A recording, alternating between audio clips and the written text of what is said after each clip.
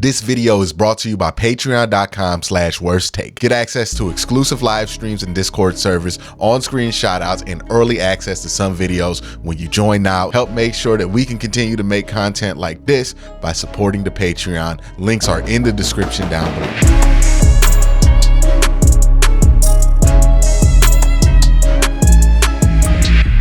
All right, so the Cavs lost game 1 against the Knicks. Very, very disappointing. But I do want to stress it's not the end of the world. It's just gonna feel like it for a couple of days.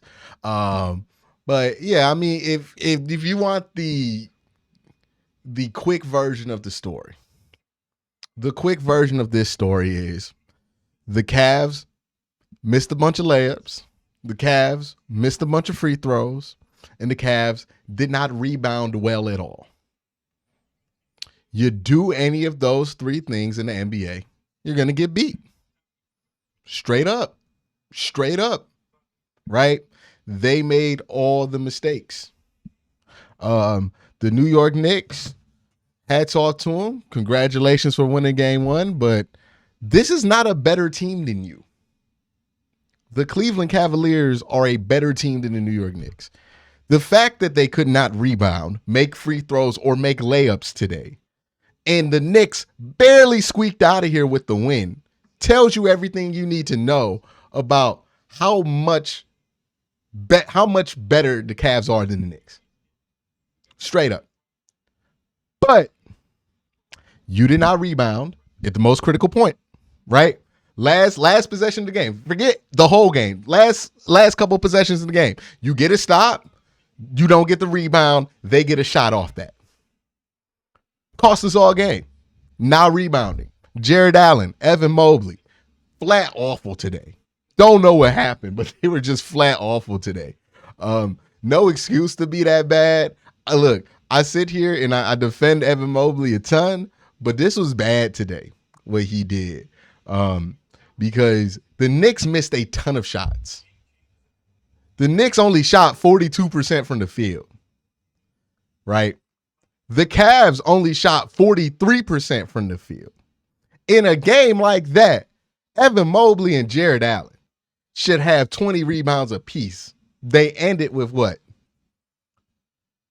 11 and 14, and 6 of Evan's rebounds were offensive rebounds. Well, 5 of Evan's rebounds were offensive rebounds. In total, what? We had 17 defensive rebounds? 27 total for the team. We got completely out-rebounded. They had 17 offensive rebounds, all in the most critical part of the game.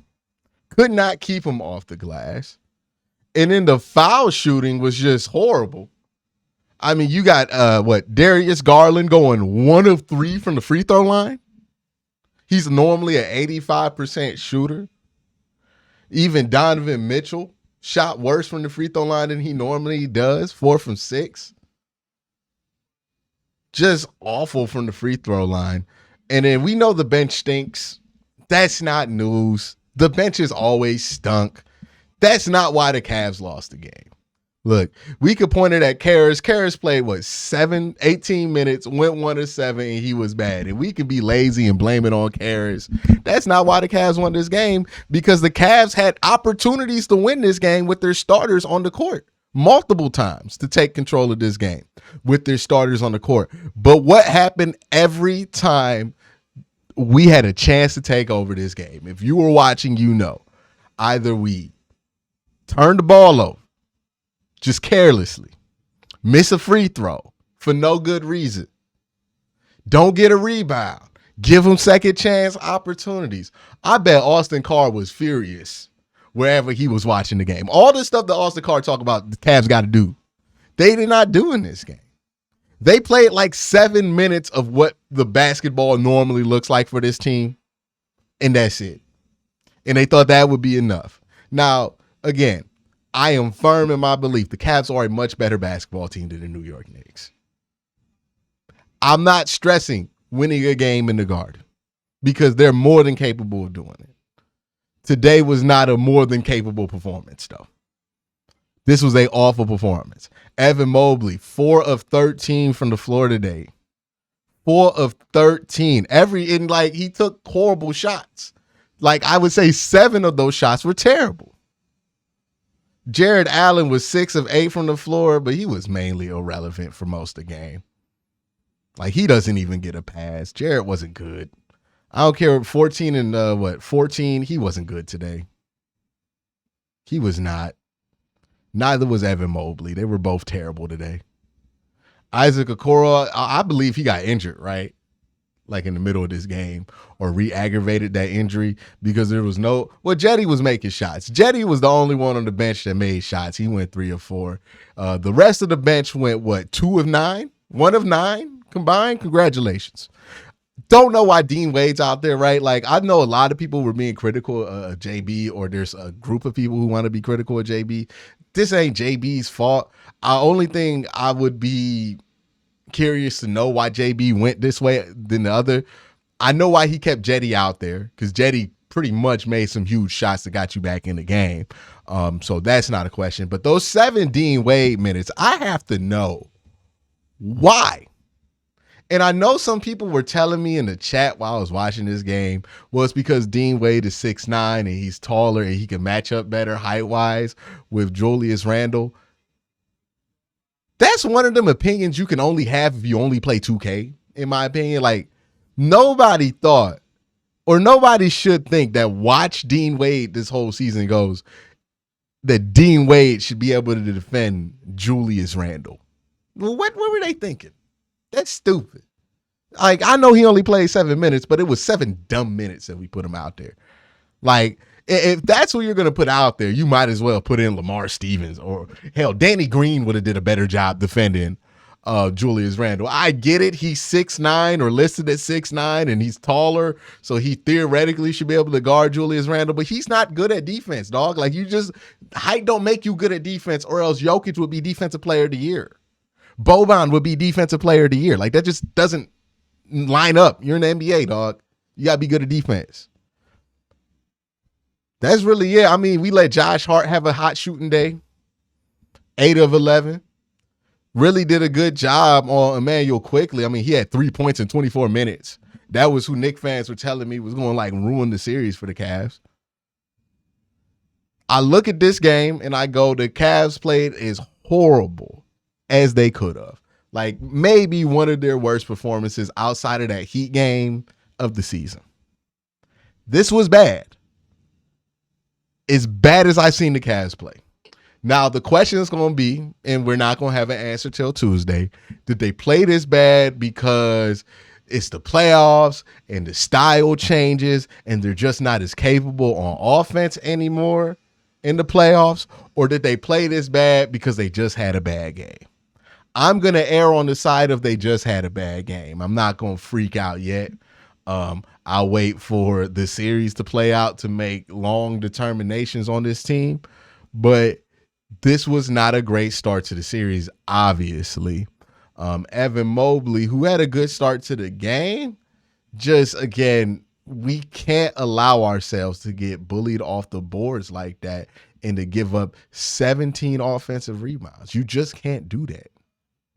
You cannot do that. You can't give up 17 second chance opportunities in one game. That's just not acceptable. You can't shoot 71% from the free throw line.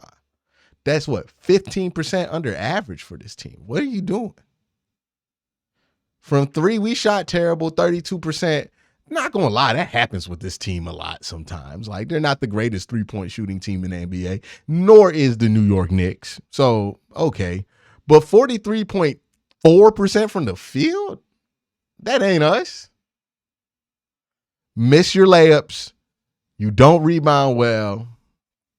And you miss your free throws. You'll lose a game against anybody. And I'm not saying the New York Knicks are anybody. But what I am saying is that you lost the game to a team that you're better than and that you should beat. And you should be up 1-0. Because you didn't do those 3 basic things. We can make this 4D chess and try to warp this game into blaming it on whoever it is that you feel like should get the blame because you don't like a certain player, coach, or whatever. But at the end of the day, that's all bullshit. What is the truth? is right in front of you. They missed layups, they didn't rebound, and they missed free throws, and they lost the game by 4 points because of it. When they should have probably won it by 10. That's why they lost this game. Again, you can make all kind of theories, you could flip and twist and turn it around and blame it on whoever you want. And I'm pretty sure there are going to be people who do that. But this game wasn't lost because you got outcoached. This game wasn't lost because the Knicks did something you can't stop. This game wasn't lost because Jalen Brunson's a good basketball player. Like this game, well, and he is. Let me be clear on that. I'm saying like these things are, Jalen Brunson is good.